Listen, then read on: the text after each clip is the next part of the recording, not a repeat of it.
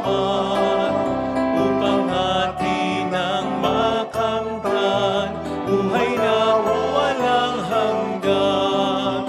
Sa piging ng ating Panginoon, tayo'y laging nagtitipon, upang matutong magmahalan sa pag-ibig na nakamtan. Sa ngalan ng Ama at ng Anak ng Espiritu Santo, Amen. sumainyo po ang Panginoon. At sumaiyo rin. Upang tayo maging marapat sa banal na pagdiriwang na ito, magsisimuna po tayo para sa ating mga kasalanan at pagkukulang. Tayo pong lahat, inaamin ko sa makapangyarihang Diyos At sa inyo mga kapatid, na lubha akong nagkasala sa isip, sa salita at sa gawa, at sa aking pagkukulang. Kaya sinasamo ko sa mahal na Birheng Maria, sa lahat ng mga anghel at mga banal, at sa inyo mga kapatid, na ako'y ipanalangin sa Panginoong ating Diyos. Kaawaan tayo ng mapagmahal na Diyos, patawarin sa ating mga sala, at patnubayan hanggang sa buhay na walang hanggan. Amen. Panginoon, kaawaan mo kami. Panginoon, kaawaan mo kami. Kristo, kaawaan mo kami. Kristo, kaawaan mo kami. Panginoon, kaawaan mo kami. Panginoon, kaawaan mo kami. Yumuko tayo, maaaring ibulong sa Panginoon ang ating intensyon. Pagdasal nawa natin na yadya tayo ng Panginoon sa malakas na lindol. Panalangin natin ang mga tumutulong sa ating simbahan at sa atin. Pagdasal natin ang mga may sakit at ang mga nag-aalaga sa kanila. Pagdasal natin ang intensyon ng mga kasama nating nagsisimba, lalo na may pamilsa. Manalangin tayo. Ama naming makapangyarihan, manatili kang kapiling ng iyong sambayanan na yung laging kinahabagan at pinagbibigyan, upang ang tinampok ng iyong pamumuno at pagsubaybay ay muli mong ikalugod at panatilihin mong kinalulugdan sa pamamagitan ng Jesucristo, kasama ng Espiritu Santo magpa sa walang hanggan. Amen. Ang salita ng Diyos mula sa aklat ni Propeta Jeremias. Noong panahong iyon, sinabi ng Panginoon, sa araw na iyon, ako'y magiging Diyos ng buong Israel at magiging bayan ko sila. Sinasabi pa ng Panginoon, ang mga nakaligtas sa patayan ay kinaawaan ko naman sa ilang. Nang ang Israel ay naghahanap ng kapahingahan, napakita ako sa kanila mula sa malayo. Sa simula pa'y inibig ko na sila at patuloy kong ipinagmamalasakit. Muli kitang itatayo, marilag na Israel. Hahawakan mo uli ang iyong mga pandirita at masaya kang makikisayaw. Muli kang magtatanim ng ubas sa mga burol ng Samaria. Magtatanim ang mga manananim at magpapasasa sa ibubunga niyon. Pagkat darating ang araw, nahihiyaw ang mga bantay mula sa kaburulan ng Ephraim. Halikayo, umakyat tayo sa Sion, sa Panginoon na ating Diyos. Ang sabi ng Panginoon, umawit kayo sa kagalakan alang-alang kay Jacob. Ipagbunyi ninyo ang pinakadakilang bansa. Magpuri kayo at inyong ipahayag na nailigtas ng Panginoon ang kanyang bayan, ang mga nalabi sa Israel. Ang salita ng Diyos. Salamat sa Diyos.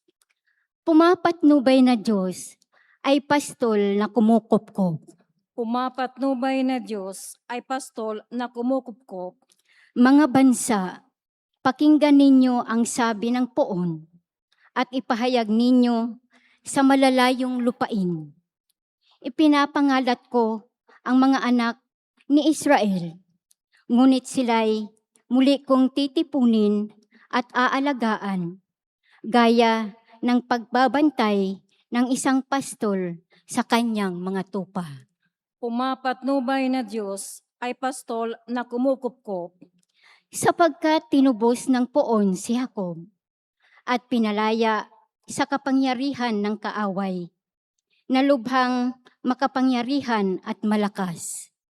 Aakyat silang nagsisigawan sa tuwa patungo sa bundok ng Siyon, tigib ng kaligayahan dahil sa mga pagpapala ng poon. Pumapatnubay na Diyos ay pastol na kumukupkop. Kung magkagayon, sasayaw sa katuwaan ang mga dalaga, makikigalak pati mga binata't matatanda. Ang kanilang dalamhati ay magiging tuwa. Papalitan ko ng kagalakan ang kanilang kalungkutan. Pumapatnubay na Diyos ay pastol na kumukupkop.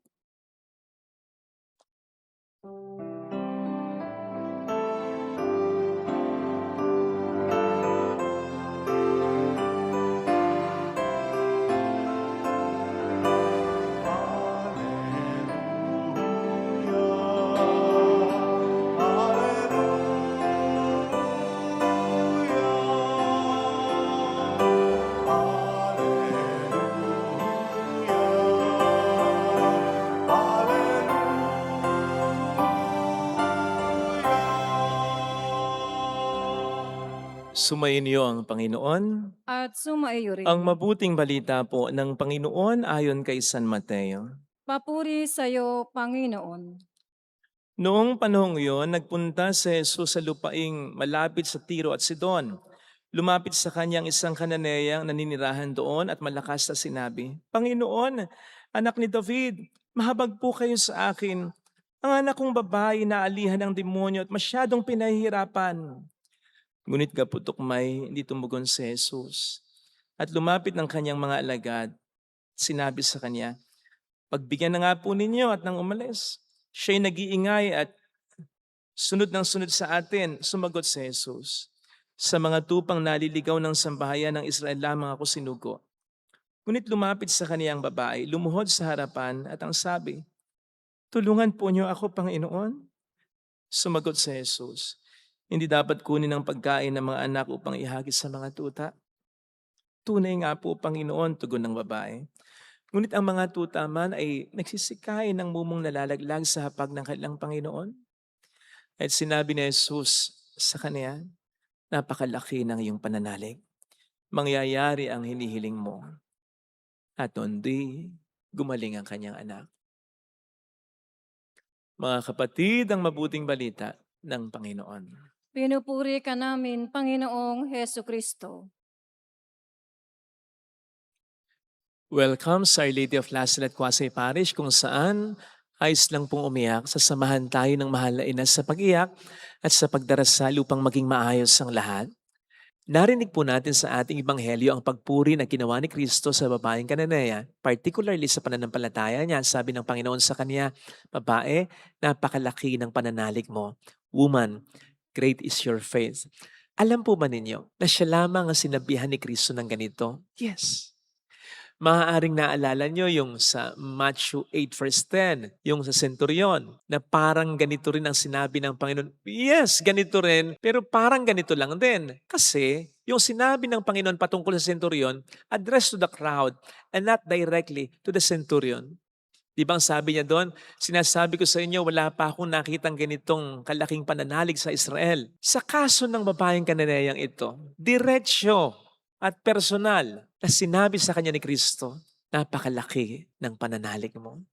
And so, I think that should make us wonder about the faith of this Canaanite. What made her faith so great that even Jesus could not help but utter these wonderful words directly, personally to her right there and then. At sa palagay ko po, mas maunawaan po natin ito Kung hihimayin natin kahit konti lang, yung pinagdaanan muna ng babaeng ito na sa kabila ng lahat, ang kanyang pananampalataya na natili pa ring matatag. Una, pinahirapan ng demonyo yung anak niya. At yun ay sanhi ng labis na paghihirap niya. Narinig po natin yung sabi niya, ha? Maawa ka po sa akin. Ang may sakit ay ang anak niya, ang pinahirapan ay ang anak niya, pero ang sabi niya sa Panginoon ay hindi, maawa ka po sa anak ko, kundi maawa ka po sa akin. Kasi ganun niya kamahal ang kanyang anak. Ganun ang kanyang koneksyon sa kanyang anak. Kaya kahit ang anak niya ang nagdurusa, ay para na rin siya. Baka nga mas matindi pa ang pagdurusa ng ganitong mapagmahal na ina para sa naghihirap na anak niya. Na kung po pwede nga lamang, sinasabi nga madalas sa mga ina, ako na lang, wag siya. And so imagine, ganun ang pakiramdam niya. But then, wala siyang na-receive na tugon kay Jesus kahit isang salita man lang, kahit simpleng pagtingin man lang. Hindi nga ba't kapag magmamakaawa tayo sa isang tao, naghihintay agad tayo at nag-expect agad tayo ng positibong response mula sa taong ito. So much so na hindi man tayo matulungan ng diretsyo sa eksaktong hinihiling natin sa kanya, at least pakonsuelong mga response man lang, yung aluin ka man lang, akbayan ka man lang, amuin ka man lang, humingi man lang ng dispensa sa'yo, pasensya na hindi kita matutulungan dito pero hahanap tayo ng paraan. Something like that. And before this, sigurado namang nabalitaan ng babaeng ito na mabait si Kristo.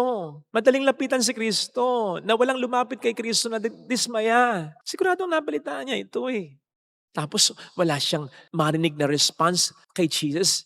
Kahit isang salita lang.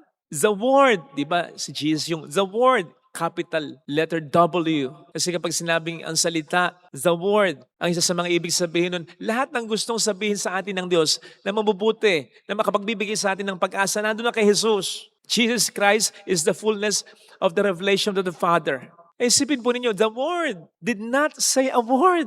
Gaano kasakit yon? Lalong-lalo na sa ganong sitwasyon ng babaeng yon. Pero hindi siya tumigil. Kinausap naman niya ang mga alagad ni Jesus. Baka nga inisa-isa pa niya itong kausapin. Ganun din, hindi rin siya kinausap. Tapos marinig niya, paalisin na raw siya. Paalisin niyo na nga po. Kasi sigaw siya ng sigaw sa likod natin. Imagine that. Hindi ka na nga kinakausap. Pati yung sinabi ng mga alagad, hindi diretso sa'yo sinabi. Sila-sila lang nag-uusap. Para kang wala lang doon. Para kang invisible. Di ba? Ito yung sinabi natin nung nakaraang linggo. Buti pa nga yung hate mo yung isang tao May pakialam ka pa kahit paano, pero ito, yung indifference, grabe ito. Mas nakapanglulu mo itong pakiramdam para sa isang tao humihingi ng tulong. Yung hindi mo siya nakikita. Yung hindi mo siya kinakalinga. Tapos magtataka pa kung bakit ka sigaw ng sigaw. Naghihirap yung anak mo At parang wala silang pakialam. Hindi ka lang magsisigaw, maghurumintado ka pa dyan. But again, she did not give up. Hindi na siya naghurumintado, kalmado pa rin siya. And then, she heard Jesus said, sa mga nawawalang tupa lamang ako ng Israeli sinugo. Masakit na yung statement na yon, hindi pa sa kanya sinabi ng diretsyo. Sabi kung ako yun, baka nasabi ko kay Jesus, ay naman pala di dapat sinabi mo na sa akin, kanina pa. Pinagmamakaawa mo, ang ginawa mo kung parang tahi lang dito. Tapos sasabihin mo yan, hindi pa diretsyo sa akin, sa mga disipulo. Bakit? Ganun ba ako napakadiri-diri? Nasasabihin mo lamang sa akin, no, hindi pwede, hindi mo pa sa akin masabi. But still, she held on. Ang ginawa pa nga nung babae, she knelt down before Jesus and did him homage. Na ginagawa lamang noon, niluluhuran lamang yung mga pinapanginoon, yung mga sinasamba, yung mga pinupuri, yung mga dinadakila, at ginawa ito ng babaeng Kananeya kay Kristo habang hindi pa naman siya pinagbibigyan ni kinikibo man lamang patungkol sa kanyang pinagmamakaawang problema. Kung ako po si Jesus, dito pa lamang, pasado na yung pananampalataya ng babaeng ito Hindi pa pala siya tapos. Sabi pa ni Jesus, ito yung pinakamatindi. Hindi dapat ibinibigay ang pagkain ng mga anak sa mga tuta. Again, imagine that. Kung kayo yung babae. At ito ay pagkatapos ng indifference na naramdaman mo kay Kristo at sa kanyang mga disipulo.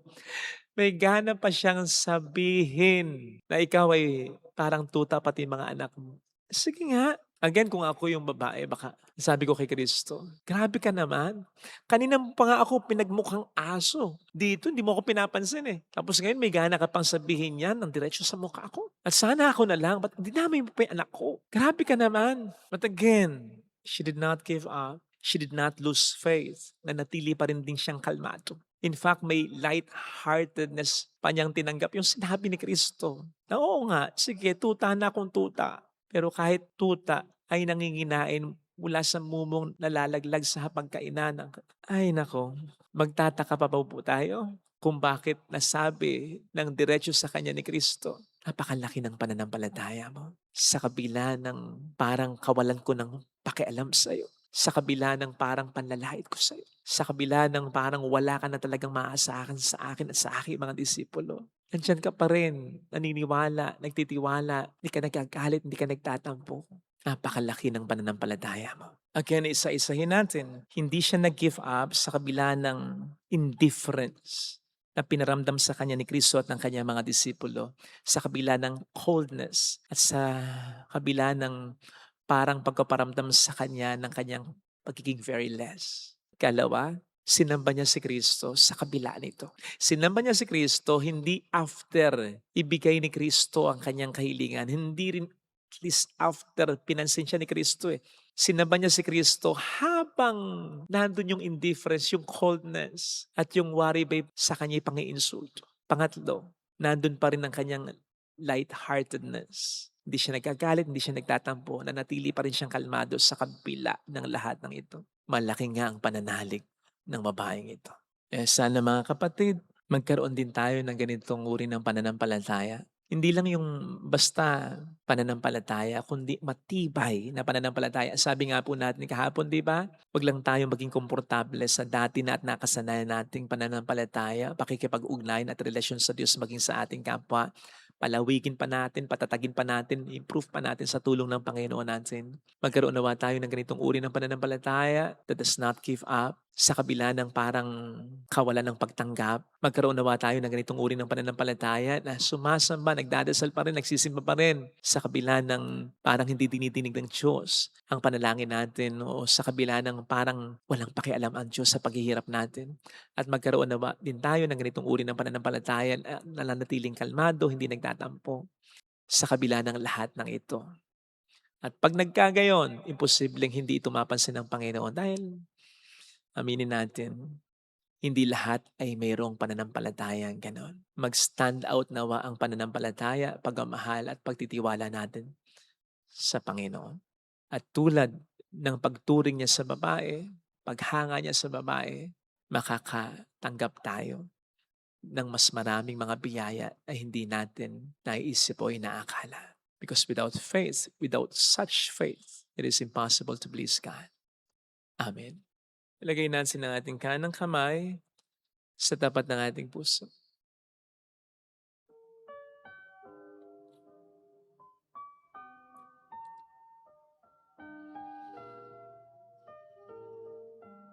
Alam kong may magagawa ang Diyos. Makapangyarihan siya. Alam kong may magagawa ang Diyos. Walang imposible sa Kanya. Kung ako'y magtatapat, sa Kaniya'y maglilingkod, alam kong may magagawa ang Diyos.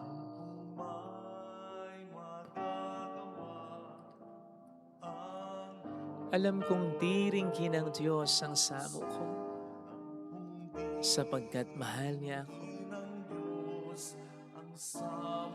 Alam kong di ringgin ng Diyos ang samo ko, sapagkat alam niya ang pinagdaraanan ko. Kung ako'y magtatapat, sa Kanya'y maglilingkod, alam kong di ringgin ng Diyos ang samo ko. Pumikit tayo. Panginoon, tulungan mo po ako na magkaroon ng pananampalataya na kalugod-lugod sa iyo. Yung hindi basta pananampalataya na nakasanayan ko, na katulad din ng pananampalataya ng ibang tao, simba, dasal, Basta yung katwiran na wala naman akong inaargabyadong tao, walang inaargabyadong tao pero hindi naman nakatutulong sa kapwa, nagsisimba nga, nagdarasal nga pero hindi naman ganun katibay ang pananampalataya. Tulungan mo ako, Panginoon, sapagkat alam ko din naman dadating ang mga sitwasyon ng mga matitinding pagsubok sa buhay at ang mga sitwasyon na parang wala ka o parang you don't care at all. Tulungan mo po ako na magkaroon ng pananampalataya ng babaeng Kananea. Hallelujah! Yung hindi give up, yung sumasampalataya pa rin sa kabila ng lahat, at yung hindi magtatampo. Gusto ko po sanang magkaroon ng pananampalatayang ito. Pakihubog mo ang puso ko.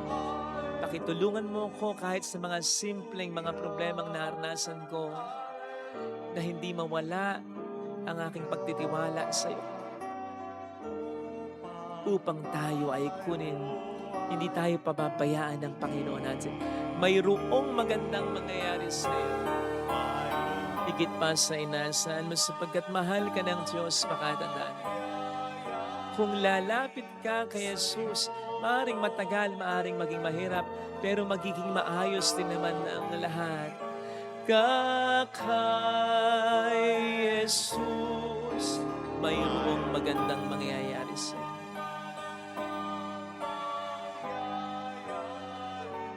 Kung lalapit kay Jesus,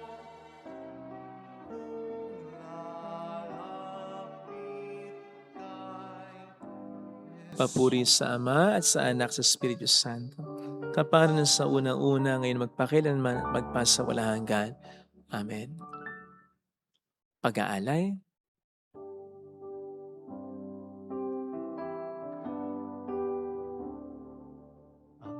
Tinapay na ito'y nagmula sa lupa, bunga ng paggawa.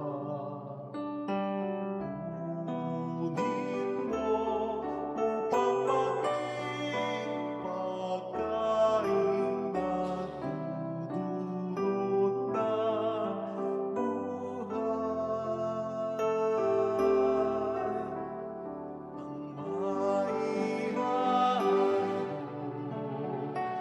Sa'yo, Panginoon,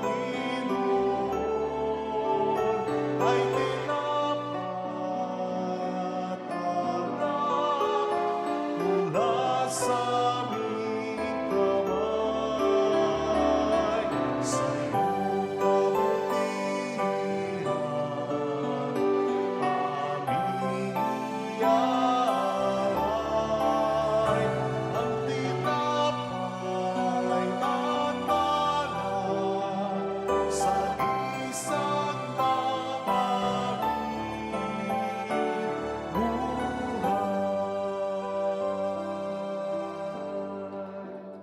Manalangin tayo, pang ating handog ay maging kalugod-lugod sa Diyos Amang makapangyarihan.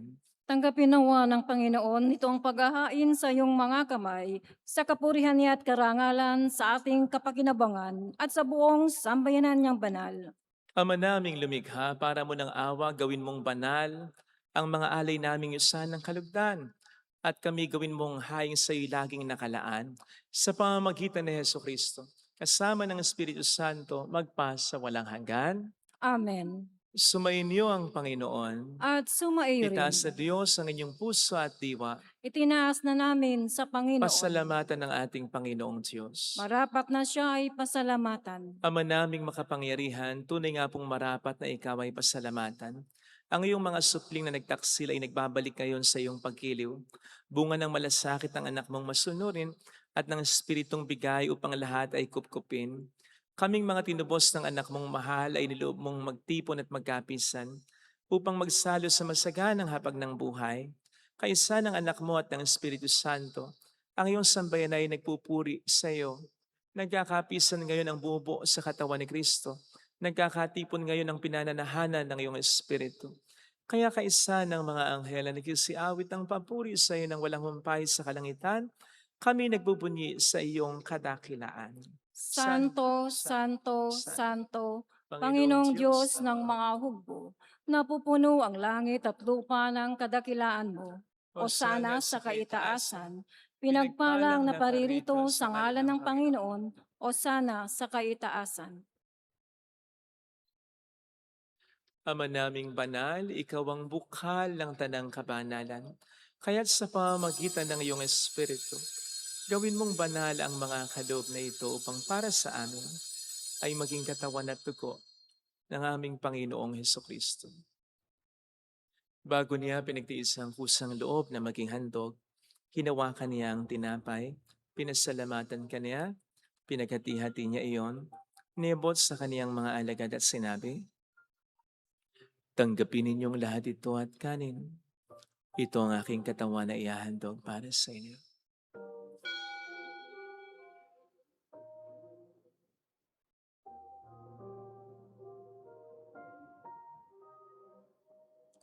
Gayun din naman nang matapos ang hapunan, hinawakan niya ang kalis, muli kaniyang pinasalamatan. Iniabot niya ang kalis sa kaniyang mga alagad at sinabi, "Tanggapin ninyong lahat ito at inumin. Ito ang kalis ng aking dugo ng bago't walang hanggang tipan. Ang aking dugo na ibubuhos para sa inyo at para sa lahat sa ikapagpatawad ng mga kasalanan. Gawin niyo ito sa pag-alala sa akin."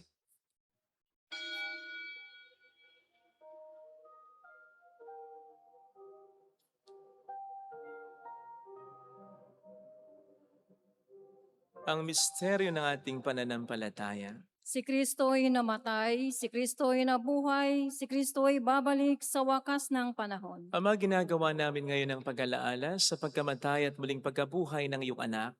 Kaya iniali namin sa iyo ang tinapay ng buhay at ang kalis ng kaligtasan. Kami nagpapasalamat dahil kami iyong minarapat na tumayo sa harap mo para maglingkod sa iyo. Sinasamo namin kami na magsasalo sa katawan at dugo ni Kristo ay mabuklod sa pagkakaisa sa pamamagitan ng Espiritu Santo. Ama, lingapin mo ang iyong simbahang laganap sa buong daigdig. Puspusin mo kami sa pag-ibig kaysa ni Leon na aming Papa, ni Dennis na aming Obispo at ng Tanang Kaparian. Alalahanin mo ang mga kapatid naming nahimlay nang may pag-asang sila'y muling mabubuhay, lalo na po ang aming mga ipagdarasal. Saglit nating ipagdasal ang ating mga kakilalang yumaon. Kawaan mo sila at patuloyin sa iyong kaliwanagan. Kawaan mo at paging tapatin kaming lahat na makasalo sa iyong buhay na walang wakas, kaysa ang mahal na Birhen ng Lasalet, ang ina ng Diyos, San Jose ang kabiyak ng kanyang puso, lahat ng mga banal na namuhay dito sa daigdig ng kalugod-lugod sa iyo, may pagdiwang nawa namin na pagupuri sa ikararangal mo sa pamamagitan ng iyong anak na aming Panginoong Hesukristo. Sa pamagitan ni Kristo, kasama niya at sa Kanya, ang lahat ng parangal papuri ay sa iyo, Diyos amang makapangyarihan, kasamang Espiritu Santo magpasawalang hanggan.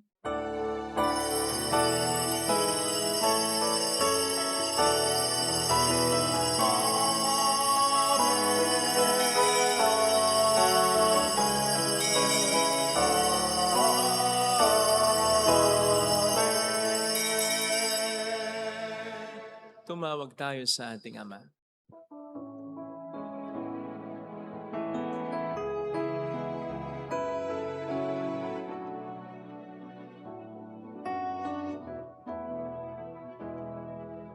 Ama namin, sumasalangit ka, sambahin ang ngalan mo, mapasa amin ang kaharian mo, sundin ang loob mo dito sa lupa para nang sa langit. Bigyan kami ng aming kakanin sa araw-araw at patawarin mo kami sa aming mga sala para ng pagpapatawad namin sa nagkakasala sa amin.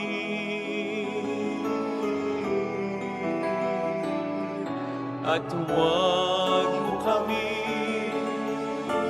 ipahintulot sa tukso,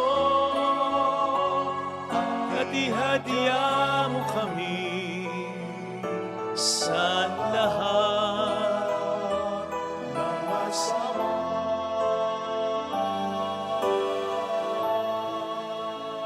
Iniling namin kami hadiya sa lahat ng masama, pagkalooban ng kapayapaan na araw-araw, iligtas sa kasalanan. Samantalang aming pinaghahandaan ang dakilang araw ng pagkapahayag ng tagapagligtas naming si Heso Kristo. Sapagkat iyo ang kaharian, ang kapangyarihan at ang kapurihan magpakailanman. Amen. Panginoong Heso Kristo, sinabi mo noon, sinasabi mo rin sa amin ngayon, kapayapaan ang iniiwan ko sa inyo, aking kapayapaan ang binibigay ko. Tunghayin mo ang aming pananampalataya, huwag ang aming pagkakasala. Pagkalooban mo kami ng kapayapaan at pagkakaisa sa iyong kalooban. Kasama ang Espiritu Santo magpasa walang hanggan. Amen. Ang kapayapaan ng Panginoon ay sumainyo nawang lahat. At sumaiyo rin. Magbigayan tayo ng kapayapaan sa isa't isa. Kapayapaan po. Peace be with you. Kordero ng Diyos na nag-aalis ng mga kasalanan ng sanlibutan, maawa ka sa amin. Kordero ng Diyos na nag-aalis ng mga kasalanan ng sanlibutan, maawa ka sa amin. Kordero ng Diyos na nag-aalis ng mga kasalanan ng sanlibutan, ipagkaloob mo sa amin ang kapayapaan. Narito sa harap natin ng Panginoon ang ating buhay at kaligtasan. Mapalad tayong inaanayahan. Panginoon, hindi ako karapat-dapat na magpatuloy sa iyo, ngunit sa isang salita mo lamang ay gagaling na ako.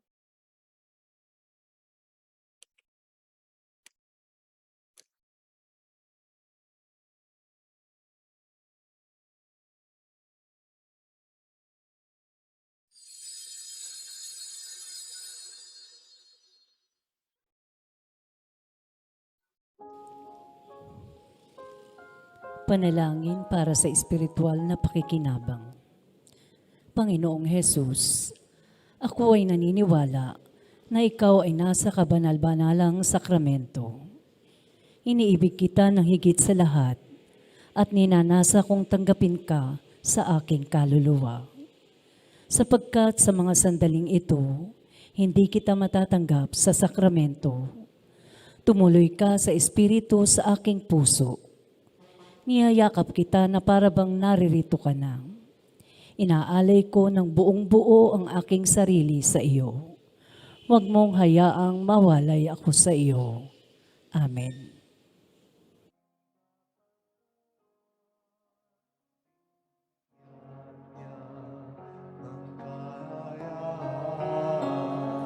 Tanging kay Jesus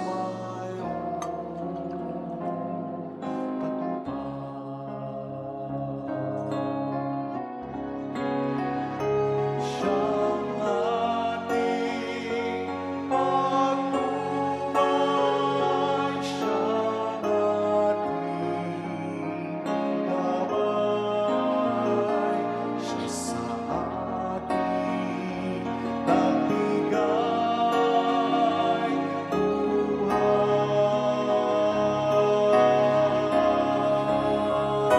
Si Jesus ang katotohanan, si Jesus ang lahat, siyang ating Panginoon magpakailanman.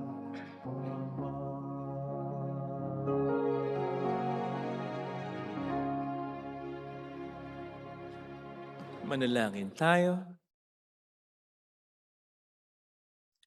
Ama naming mapagmahal, kaming pinapagsalo mo sa banal na pakikinabang, ay iyong tuwangan sa ginagawa namin sa araw-araw, upang kami hindi mo pinagkakaitan ng pagsubaybay, ay gawin mong maging marapat sa lubos na kaligtasan. Sa pamamagitan ni Heso Kristo, kasama ang Espiritu Santo magpasa walang hanggan. Amen. Holy God, Holy Mighty One, Holy Immortal One. Have mercy on us and on the whole world. Holy gods, Holy Mighty One, Holy Immortal One. Have mercy on us and on the whole world. Holy gods, Holy Mighty One, Holy Immortal One. Have mercy on us and on the whole world. Jesus, King of Mercy, We trust in you. alalahanin. Alalahanin, O mahal na Birhen ng Lasalet, ina ng pag-asa, ikaw ang nagpaalala sa aming magbalik loob sa Ama. Ito ang nagpapatunay na ang kagandahang loob mo'y nanatiling busilak. Sa pag-aaruga mo sa amin, tungkulin mo'y tinupad. Sa paanan ni Kristo'y itinuring mo kaming mga tunay mong anak. Kaya ninais mong nisa'y huwag mapahamak. Maging sa iyong walang tigil na pananalangin, pati luhay pumatak. Huwag naman mawala ng saysay ang iyong paghihirap. Hiling nawa namin sa iyo, o aming inang liyag, na matapos ang pakikibaka namin sa mundong ito at sa pananatili naming tapat kay Kristo, sa kapurihan mo'y makibahagi kaming ganap, upang kung nasan ka ngayon ay maparoon din kaming lahat. At ang kaganapan ng kalwalatian ng Diyos Amay tuluyang matupad siya nawa. Mahal na Birhen ng Lasalet, tagapagkasundo ng mga makasalanan. Ipanalangin mong walang patid kaming mga dumudulog sa iyo. Maraming po salamat sa inyong pakikiisa sa mga tulong na binibigay ninyo na nagiging dahilan para marami din po tayong matulungan. Salamat po sa inyong tiwala. Salamat po sa inyong pagkamahal sa ating inang simbahan. Thank you. Sumainyo ang Panginoon. At sumairin. Pagpalain kayo kasama ng ating pamilya na mapagmahal at Diyos, ng Ama at ng Anak at ng Espiritu Santo. Amen. Umayo tayo sa kapayapaan ni Kristo. Salamat sa Diyos. Thank you rin po.